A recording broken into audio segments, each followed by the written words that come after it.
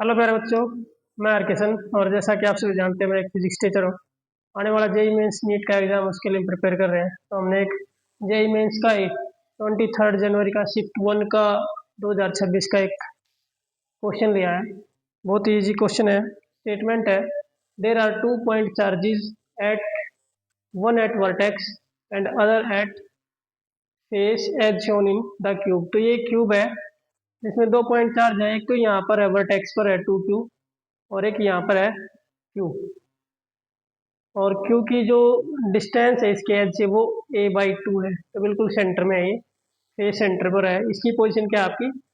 Face centre. और ये आपका at corner. Find electric flux through the cube. तो इलेक्ट्रिक फ्लक्स जो फाई होता है अकॉर्डिंग टू गॉस लॉ, वो हमें बताया कि v डॉट डी एस का सरफेस इंटीग्रल करके हम जब निकालते हैं वो आता है Q/ε0। तो ये होता है total charge inside closed surface. अब ये क्लोज सरफेस है, बट इसके इनसाइड में तो कोई चार्ज नहीं है, बट एक तो इसके स्पेस पर है और एक इसके कॉर्नर पर है।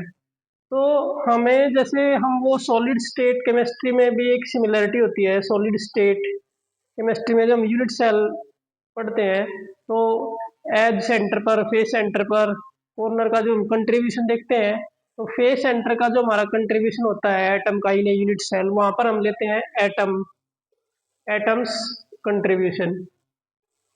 यहाँ पर क्या है, एटम की जो क्या है चार्ज है, बट इसका जो कंट्रीब्यूशन होगा फेस सेंटर का, वो हमें पता है 1/2 होता है। और कॉर्नर का जो कंट्रीब्यूशन होता है एटम का, वो 1/8 होता है। तो इस चार्ज पॉइंट चार्ज का इस क्यूब में जो कंट्रीब्यूशन होगा वो क्या होगा? 1/2। क्योंकि इस चार्ज को पूरी तरह से इनक्लोज करने के लिए आपको एक और आइडेंटिकल क्यूब चाहिएगा, तो तब ये इनसाइड आएगा। तो इसकी वजह से जो फ्लक्स होगा वो क्या रहेगा आपके पास? Q/2ε0। और इसकी वजह से जो फ्लक्स होगा आपका अकॉर्डिंग टू गॉस लॉ, तो वो रहेगा आपके पास 2Q/8ε0।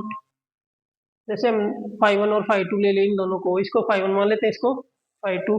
तो ये 2 से कैंसिल हो जाएगा 4 बार। तो Q/4ε0।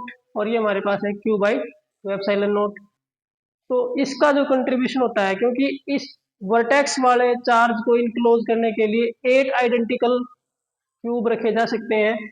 यहाँ इसके सामने दो, एक इसके बराबर में, तो एक प्लेन में तो ये 4 हो गए और 4 इसके ऐसे। तो ये जो कॉर्नर है equally shared by 8 cubes, 8 identical cubes.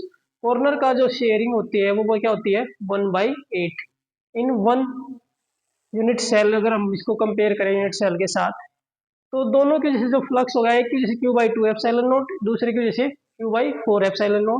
तो टोटल जो फ्लक्स आ जाएगा, तो Q/2ε0 प्लस Q/4ε0। तो Q/ε0 को 1 हो गया, 1/2 प्लस 1/4। 4 आपका एलसीएम रह गया आपके पास, 2 + 1 दैट इज 3/4 इंटू Q/ε0। तो ये हमारे पास जो टोटल फ्लक्स आ गया, ये आ गया आपका ऑप्शन बी। तो ये आप उसको एनालॉगी सी है थोड़ी सी इसमें, कि जो आपका हम एटम का कंट्रीब्यूशन देखते हैं इन यूनिट सेल, तो यूनिट सेल के कॉर्नर का, एजिज का हम वहाँ निकालते हैं कंट्रीब्यूशन। ऐसे ही यहाँ पर हम इस चार्ज का इस क्यूब में अगर हम फ्लक्स देखेंगे तो इसका कंट्रीब्यूशन देखेंगे, क्योंकि इसको कंप्लीटली इनक्लोज करने के लिए एक और क्यूब रखा जा सकता है।